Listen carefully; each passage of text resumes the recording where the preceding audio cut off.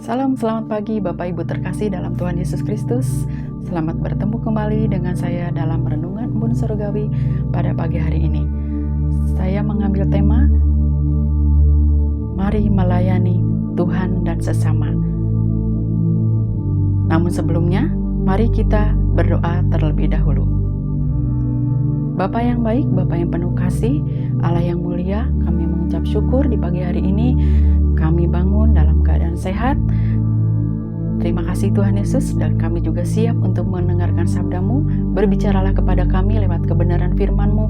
Biarlah firman-Mu tertanam di dalam hati dan kehidupan kami, agar kami tetap setia dan selalu taat kepada Engkau.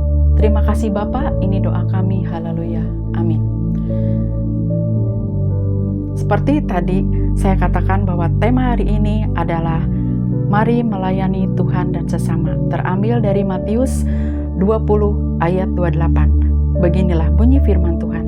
Sama seperti anak manusia datang bukan untuk dilayani, melainkan untuk melayani dan memberikan nyawanya menjadi tebusan bagi banyak orang. Yesus datang ke dunia ini bukan untuk dilayani, tetapi untuk melayani. Dan dia juga rela mengorbankan nyawanya sebagai tebusan bagi banyak orang.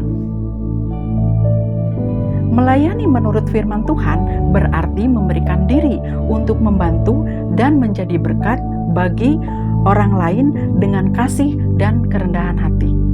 Mengikuti teladan Yesus Kristus.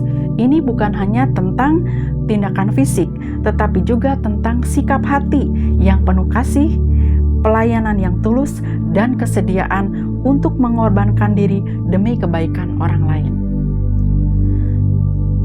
Bapak, Ibu, Saudara yang terkasih dalam Tuhan Yesus Kristus, firman Tuhan mengajarkan bahwa setiap orang percaya dipanggil untuk melayani. Melayani adalah cara kita untuk menunjukkan cinta kita kepada Tuhan dan sesama. Pelayanan yang sejati dilandasi dengan kasih yang tulus dan ikhlas, bukan karena mencari pujian atau keuntungan pribadi.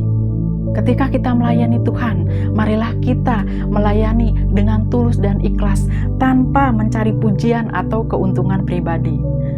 Karena apa? Karena Yesus memberikan contoh pelayan yang sempurna dengan mengorbankan dirinya untuk menebus dosa-dosa manusia.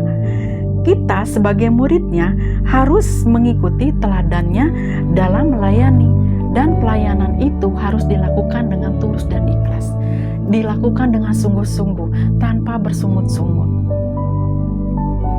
apalagi sampai mencari pujian atau imbalan.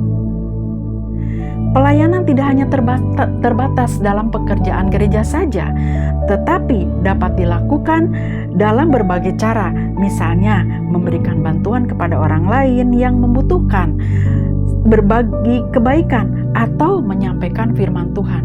Karena apa? Melayani Tuhan juga bisa dilakukan dengan berbagi kebaikan terhadap orang lain yang memerlukan atau menyampaikan firman Tuhan. Pelayanan yang sejati dilakukan dengan kerendahan hati dan dengan kesediaan untuk menjadi hamba bagi sesama, bukan mencari posisi atau pengakuan. Ingat, bukan mencari posisi atau pengakuan ketika kita melayani, tapi kita harus dengan kerendahan hati kita bersedia untuk menjadi hamba. Pelayanan harus dilakukan dengan tulus dan ikhlas, tanpa mengharapkan imbalan atau pujian dari manusia. Sebelum kita melayani Tuhan, sebelumnya mari kita berdoa terlebih dahulu, minta kekuatan dari Tuhan untuk menjalankan pelayanan dengan baik dan memuliakan namanya melalui tindakan kita.